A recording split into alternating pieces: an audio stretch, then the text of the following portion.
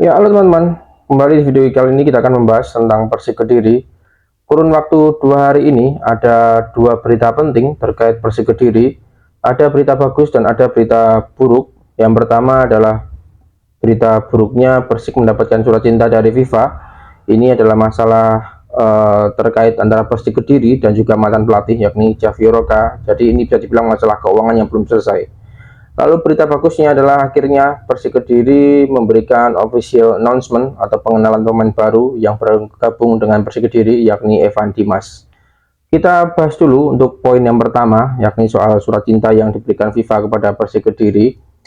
Ya, surat cinta ini saya tahu pada tanggal 18 pagi yakni dari salah satu akun sosial media tentang berita sepak bola bahwa Persik mendapatkan surat cinta karena masalah keuangan dengan Javier Roca dan Persik dikenakan uh, larangan transfer pemain selama masalah ini belum diselesaikan. Lalu saya melihat dari berita yang dikutip oleh detik.com, masalah ini atau hukuman ini terkait masalah keuangan antara Persik Kediri dengan mantan pelatih yakni Javier Roca, serta FIFA melarang Persik untuk melakukan aktivitas transfer. Hukuman itu diberikan lantaran Persik belum memenuhi kewajibannya tersebut. Oke, jadi seperti sanksi ini seperti yang dialami Persija, lalu juga PSS Sleman dan juga Barito Putra dalam periode 1 bulan terakhir ini. Namun sampai dengan hari ini, sanksi yang diterima oleh klub-klub tersebut sudah selesai dan sudah dicabut karena Persija, PSS ataupun Barito Putra sudah menyelesaikan kewajiban mereka. Dan ini tidak lepas dari Persik Kediri, meskipun secara tertulis Persik mendapatkan hukuman larang transfer selama 3 periode bursa transfer atau 1 musim setengah, bisa dibilang seperti itu. Tapi jika Persik mampu menyelesaikan kewajibannya dengan secepatnya, maka hukuman ini tidak akan berlaku. Pun lagi pula hukuman atau yang dikeluarkan FIFA ini bersifat internasional. Jadi ini jika masih transfer hanya di Liga Indonesia, Persik masih bisa. Tapi untuk transfer misalkan internasional atau Persik mengikuti kompetisi internasional, ya itu yang baru tidak bisa didaftarkan. Tapi jika masih di lingkup PSSI, masih bisa dilakukan karena hukuman tersebut masih dari FIFA. Dan ini pun FIFA juga meminta PSSI untuk memperlakukan sanksi yang sama ke Persik Kediri. Jadi jika saya katakan bahwa ini tidak terlalu tidak terlalu buruk, karena ya jika saya melihat berita terakhir, Persik Kediri ataupun direktur manajemen dari Persik Kediri segera menyelesaikan masalah ini karena Persik atau manajemen juga punya target di musim ini. Jelas mereka tidak ingin masalah seperti ini menjadi batu penganjal bagi Persik Kediri untuk tidak dapat mengejar target pada musim ini.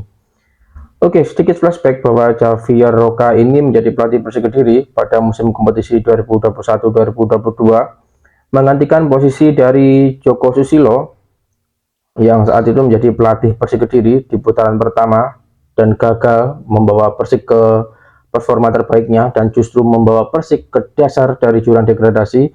Lalu pada pertengahan musim kalau saya tidak salah, Javier Roca datang, lalu dia mampu mengangkat performa Persik dan membawa Persik lolos dari zona degradasi naik ke papan tengah. Dari 29 pertandingan Persik Kediri yang dipimpin oleh Javier Roca ini berhasil membawa Persik meraih 8 kali kemenangan, 10 kali hasil imbang, dan 11 kekalahan, serta meroleh total poin 34 poin. Dan ya, tentu kita tunggu saja kabar terbaru dari Persik Kediri, dan harapannya masalah seperti ini bisa segera dirampungkan dan tidak menjadi sebuah problem besar bagi Persik Kediri untuk bisa tampil lebih bagus dari musim kemarin. Dan ya, kita tunggu saja kabar berikutnya. Lalu kabar yang kedua, akhirnya Persik Kediri melalui akun officialnya memberikan official announcement atau pengenalan pemain baru.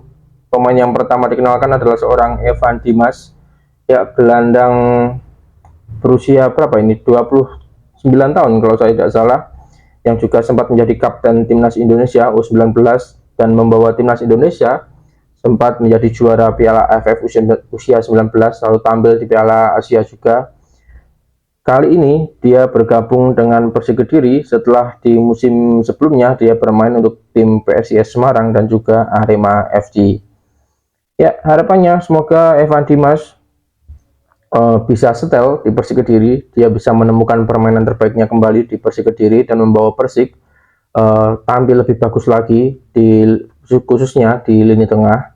Kita ingat bahwa Evan Dimas ketika masih membela timnas Indonesia U19, dia di titik itulah dia berhasil meraih masa kejayaannya. Dia tampil begitu sangat bagus, kontrolnya, kontrol bola, passing dan lain sebagainya itu sangat-sangat bagus.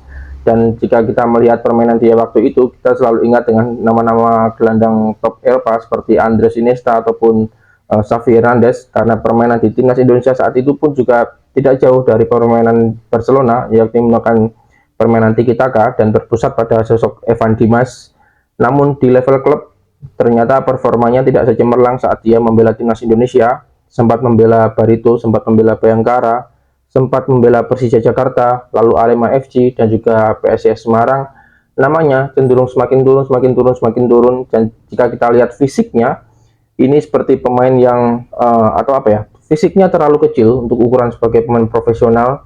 Dan semoga di Persik Kediri ini dia kembali bisa menemukan performa terbaiknya dan bisa membawa Persik atau membantu Persik bisa meraih top performnya di musim ini, sehingga bisa mengejar target yang diberikan manajemen kepada Persik Kediri ataupun juga ke pemain-pemainnya.